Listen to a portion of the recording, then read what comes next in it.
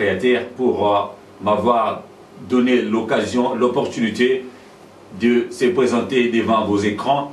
Et aujourd'hui, par la grâce de Dieu, avec l'avancée, l'essor de la technologie de l'Internet et de la connaissance, et qui nous permet d'entrer dans vos maisons au travers les images, et que la puissance de la parole de Dieu se manifeste encore. Pourquoi? Parce que le Seigneur Jésus avait déjà prophétisé qu'au dernier moment, au moment eschatologique, il faut que la parole de Dieu, il faut que l'évangile du salut soit prêché jusqu'aux extrémités de la terre. Et je bénis le Seigneur parce que j'ai la foi qu'en ce moment, et au moment que je suis en train de parler, il y a des gens qui sont en train d'écouter, voire de voir aussi les serviteurs de Dieu, les prédicateurs, dans le monde entier, dans les villages et dans les coins les plus reculés du monde. Gloire soit rendue à notre Seigneur. Et j'ai prié et je bénis le Seigneur pour tout prédicateur,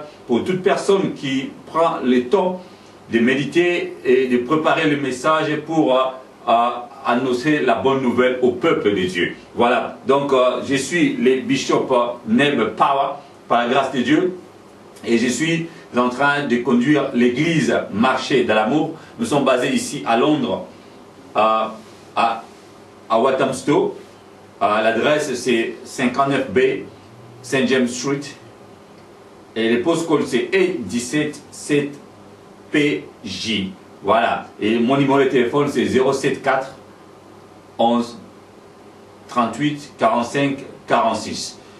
Gloire soit rendue à notre Seigneur de gloire. L'église Marché de l'amour vous invite dans nos activités hebdomadaires. Tous les mercredis, nous sommes là à partir de 19h30 et les dimanches à partir de 12h30. Alléluia. Gloire soit rendue à notre Seigneur de gloire. Toi qui n'as pas, n'est-ce pas, un lieu pour adorer, pour aller glorifier le roi de gloire, tu es invité à l'église Marché de l'amour. Et nous travaillons aussi, n'est-ce pas, parmi les ministères de l'église Marché de l'amour, il y a aussi Wilma TV. Wilma TV, c'est la plateforme médiatique qui nous aide à vous joindre au travers les images. Donc voilà, donc il y a aussi les studios, et les studios est aussi commercial. Donc si tu veux avoir d'espace, si tu veux avoir, n'est-ce pas, une plateforme sur laquelle tu peux t'exprimer, tu as les dons, les talents, les ministères, tu prêches, tu as une émission socio-culturelle, émission éducative, émission à caractère informatif. Donc n'hésitez pas, bien aimé, de me contacter au 074 38 11 45 46. Soyez bénis, bien aimés, car le Seigneur de gloire veut encore parler à son peuple. Voilà, donc aujourd'hui je suis venu introduire des nouveaux enseignements, des enseignements qui concernent précisément l'Église. Voilà, comme nous savons bien, bien aimés, l'Église vient du grec ecclésia, qui veut dire simplement, n'est-ce pas, là où l'assemblée des saints, l'assemblée du peuple de Dieu qui sont mis à part par la puissance et mis les sceaux du Saint-Esprit de Dieu pour servir Dieu. Et parmi les saints, ce sont les serviteurs de Dieu, le peuple de Dieu qui sont choisis. Voilà, c'est pourquoi l'église, ce n'est pas obligatoirement les quatre murs. L'église, c'est là où il y a deux, trois sont réunis pour adorer le roi de gloire, pour servir le Dieu tout-puissant créateur. Voilà, et nous avons l'exemple deux catégories, n'est-ce pas, de l'église. Il y a l'église universelle, ce qu'on appelle les corps du Christ. Donc ça englobe toutes les églises qui parlent de la part du Seigneur, qui adorent le Seigneur Jésus-Christ de Nazareth, car c'est lui qui est la tête de l'église. Et nous avons aussi ce qu'on appelle l'église locale. Les églises locales, par exemple, l'église Marché de l'amour. Donc une des églises locales qui est basée ici bas sur terre. Voilà, donc nous sommes en train d'attendre l'avènement de notre Seigneur Jésus-Christ qui va venir, qui va revenir encore pour l'enlèvement, pour enlever l'église, n'est-ce pas, et que la puissance de la gloire va se manifester en ces jours-là, et nous allons vivre avec lui pour l'éternité. Voilà, mais pendant que nous sommes en train, n'est-ce pas, de servir Dieu ici bas sur terre, il faut que nous régnions. Ça c'est impératif. c'est le mandat que le Seigneur nous a donné. Nous sommes plus que vainqueurs. Nous lisons la Bible, nous prions, nous jeûnons, nous faisons des veillées de prière. Donc il faut quoi? Il faut que la matérialisation de la puissance de l'évangile se manifeste dans nos vies. C'est pourquoi je suis venu t'encourager, bien-aimé, toi qui me suis, toi qui sers l'Éternel des armées, toi qui es le serviteur de Dieu comme je suis. Donc nous sommes là en train de parler de la part du Seigneur. Donc précisément, mon ministère est basé sur l'amour. Donc l'amour de l'œuvre de Dieu, l'amour agapé. Donc l'amour pour servir le roi des gloires. Comme la Bible nous dit dans le livre de Deutéronome chapitre 10, le livre de Marc, le livre de Matthieu, qu'il faut servir Dieu de tout ton cœur et de toute ton âme, de toute ta pensée. Voilà. Donc je suis en train, n'est-ce pas, de préparer, comme j'ai dit tout à l'heure, une série des enseignements sur les 7 points. Les 7 points d'encouragement spirituel et des visions théologiques pour l'Église. Les 7 points d'encouragement spirituel et des visions théologiques pour l'Église. Voilà. Bien aimé, ça c'est les 7 points. D'abord, j'ai sur les chiffres 7 parce que c'est les chiffres de perfection, les chiffres prophétiques, les chiffres de bénédiction. Alléluia. Bien aimé, l'encouragement, c'est quoi? C'est donner, n'est-ce pas, l'élan. Encourager quelqu'un, c'est lui donner de la force, aider quelqu'un à faire quelque chose. Le encourager, c'est parce que peut-être il est faible, il est devenu faible, il n'arrive pas à faire quelque chose de plus ou à faire un pas de plus. Donc c'est lui qui est resté inerte, c'est lui qui ne bouge pas, c'est lui qui n'a plus de force. Donc il a besoin d'un coup de pouce. Donc c'est ça, encourager quelqu'un. Donc moi, parmi, n'est-ce pas, les missions, n'est-ce pas, parmi les missions au pluriel de mon ministère, il y a l'encouragement fait partie. Les sacrifices dans l'œuvre de Dieu. Voilà. Parler de l'amour. Parler des choses, n'est-ce pas, qui encouragent quelqu'un qui est fatigué. Parce que moi, mon ministère, c'est ça. Donc c'est toujours prophétique et au même moment salutaire. Parce qu'il faut qu'on prêche les enfants de Dieu par rapport au salut des âmes. Donc c'est ça mon ministère. Voilà, bien aimé. Donc je suis là pour t'encourager, toi qui es fatigué, toi qui œuvres dans un environnement, n'est-ce pas, qui n'est pas propice pour ton ministère. Donc c'est comme ça la vie. On ne peut pas travailler partout, on ne peut pas travailler avec n'importe qui, on ne peut pas travailler avec celui, n'est-ce pas, dont tu n'arrives pas à communiquer, ou bien à les choses, si, n'est-ce pas, tu n'arrives pas à marcher ensemble avec quelqu'un, ça sera difficile aussi pour travailler avec la personne. Ça ne veut pas dire que la personne est mauvaise, ça ne veut pas dire aussi que toi tu es mauvais, mais parfois c'est comme ça. Nous avons l'exemple, n'est-ce pas, de Paul et Barnabas. Le Saint-Esprit lui-même, il avait mis à part, il avait ordonné qu'on mette à part Paul et Barnabas.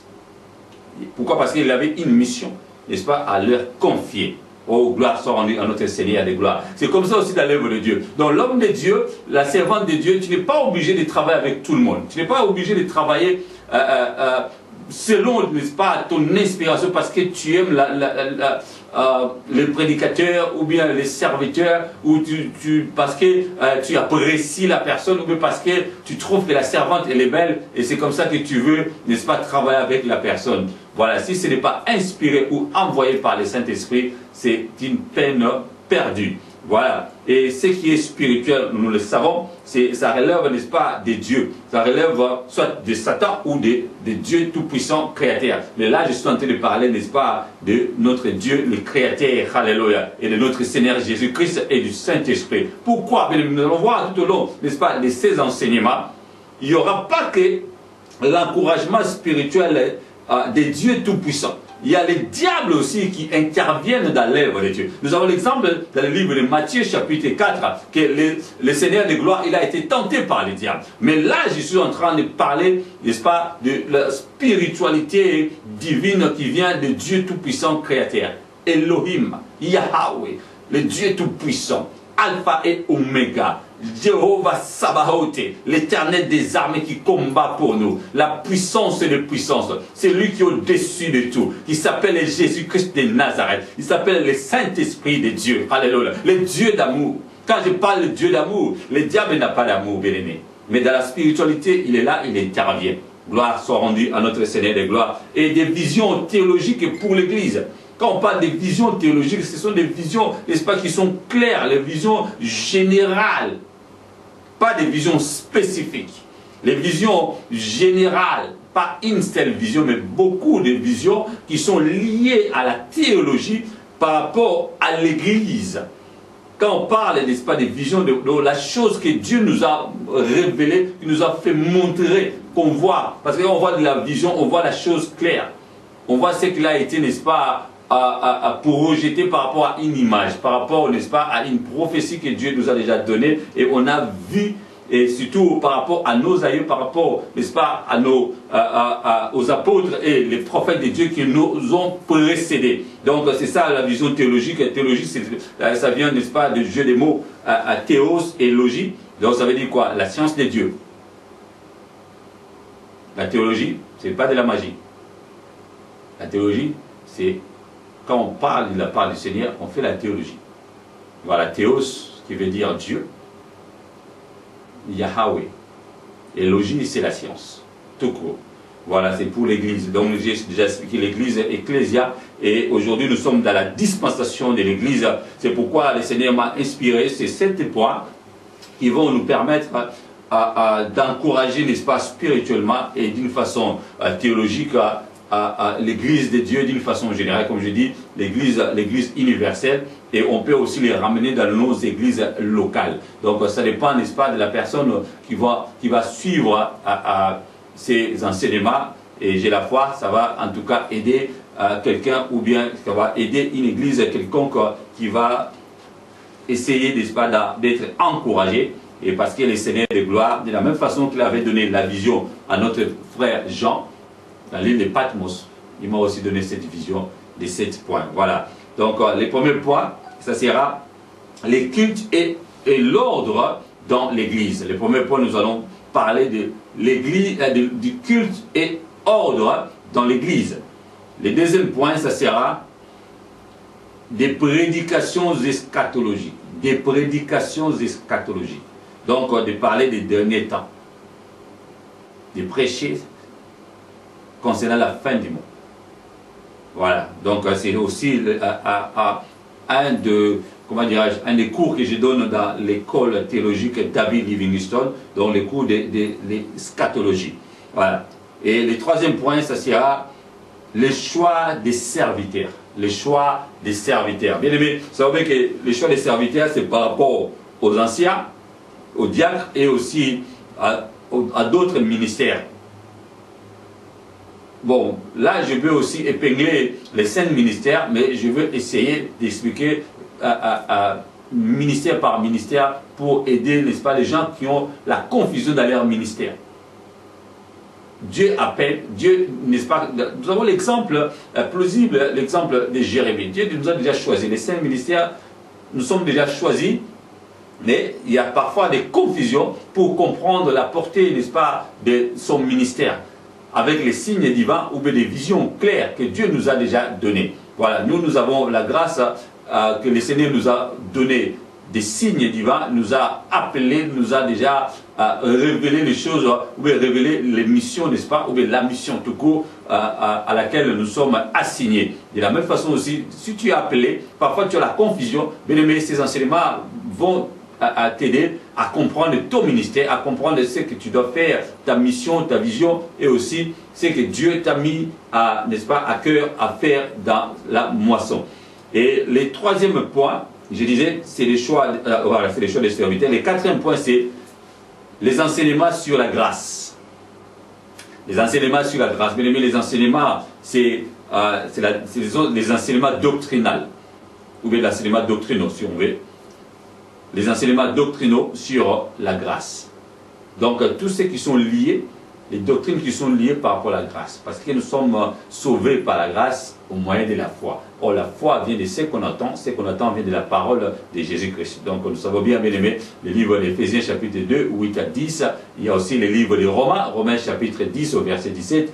Et c'est comme ça que nous allons essayer de comprendre, n'est-ce pas, les enseignements sur la grâce.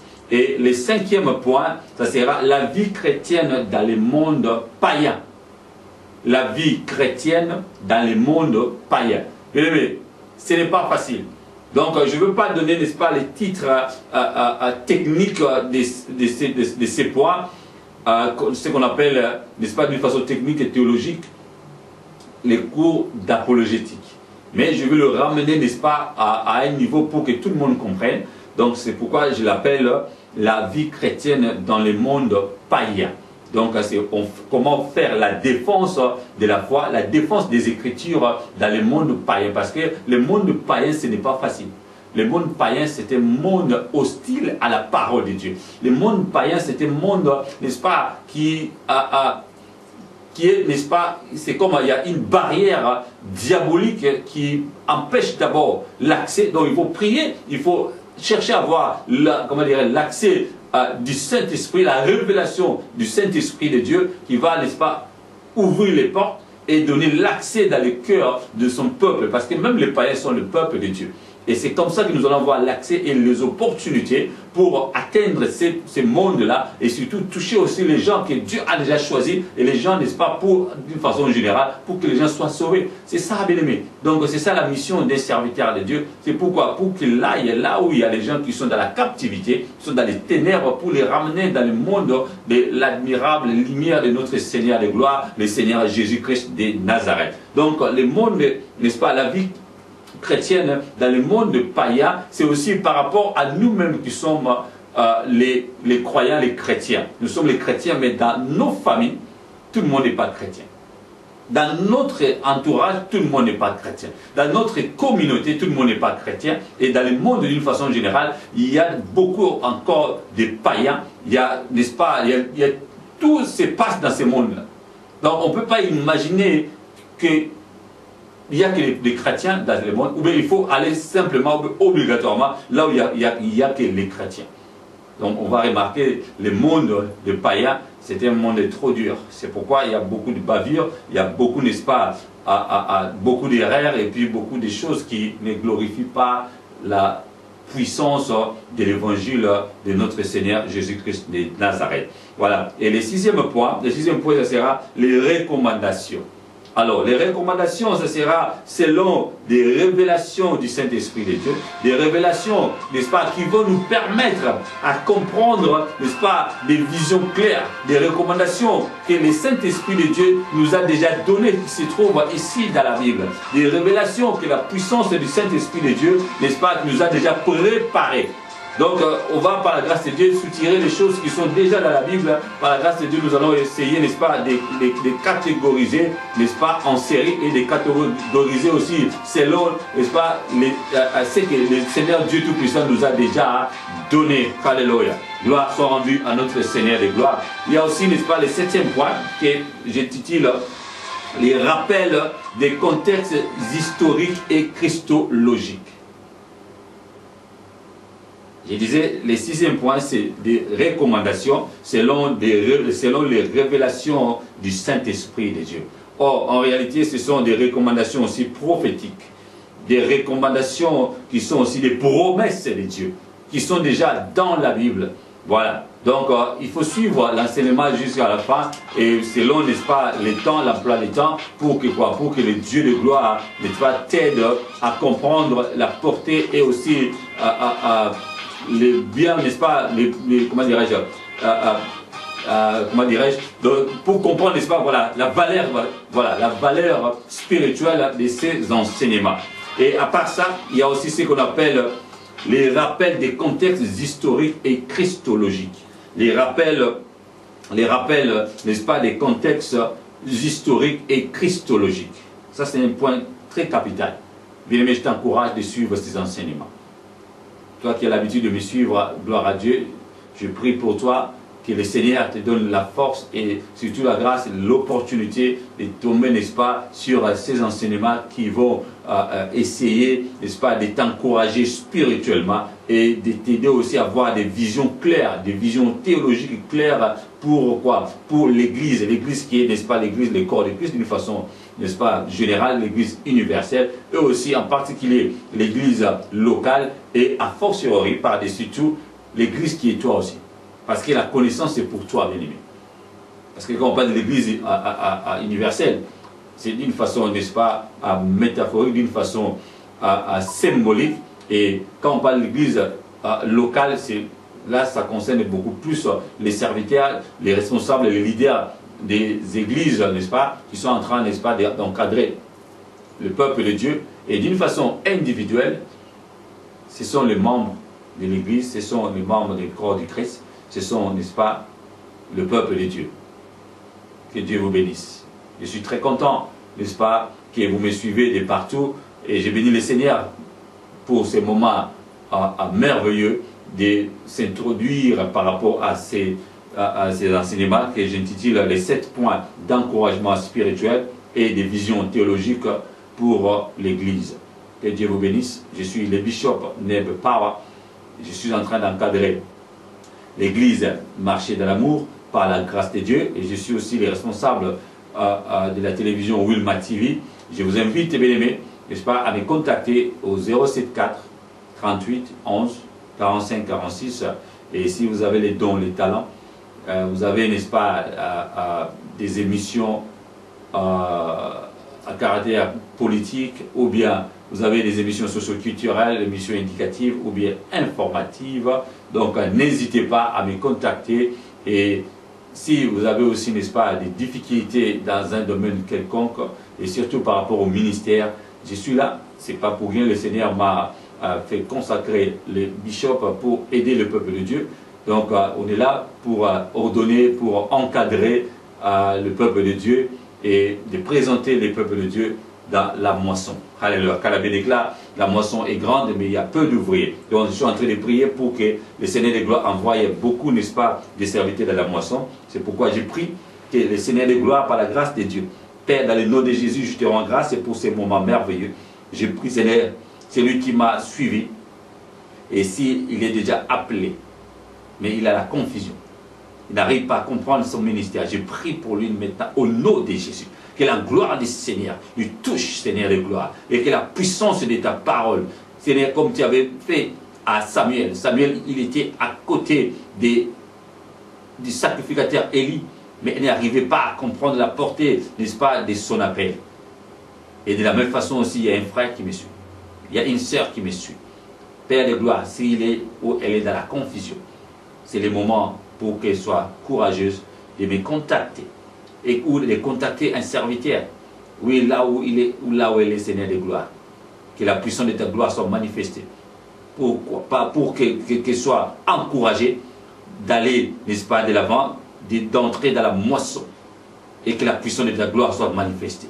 Merci le Père de gloire pour ces moments. Je prie pour toi aussi, bien-aimé, qui tu es tombé, comme on dit, tu es tombé comme par hasard, mais ce n'est pas par hasard, par la grâce du Seigneur, et que tu n'as jamais reçu Seigneur Jésus comme Seigneur et Sauveur personnel. Je t'invite, bien-aimé, à dire cette petite prière. Seigneur Jésus, j'ai entendu parler de toi, et maintenant par cette occasion, j'ai béni, n'est-ce pas, ton serviteur, et que par cette opportunité, je vais recevoir Seigneur Jésus comme Seigneur et mon Sauveur personnel. Je donne ma vie à Seigneur Jésus. J'abandonne le monde, je vais suivre la puissance de Jésus-Christ au travers de son esprit, le Saint-Esprit de Dieu, et que ma vie soit transformée. Je vais naître de nouveau et changer ma vie, suivre le Seigneur Jésus, car il est le chemin, la vérité et la vie. Au nom de Jésus, ainsi prié.